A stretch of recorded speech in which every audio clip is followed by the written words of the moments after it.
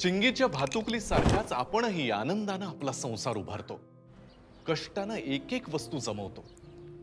पण अचानक नियती डाव सांगते आणि अवघा संसार उधळून लावते. भूकंप, पूर, चक्रीवादळ, गारपीट, वीज कोसळणे अशी अनेक संकट महाराष्ट्रावर आली. त्यात अनेकांचे संसार उद्ध्वस्त झाले. अशा संकटामध्ये गरज असते ती आपुलकीची आणि भक्कम आधाराची, अश्रू पुसून पुन्हा आनंद फुलवण्याची. शासनानं हेच कर्तव्य पार पाडले. आपत्तीग्रस्तांना आर्थिक सहाय्य, सुरक्षित निवारा दिला.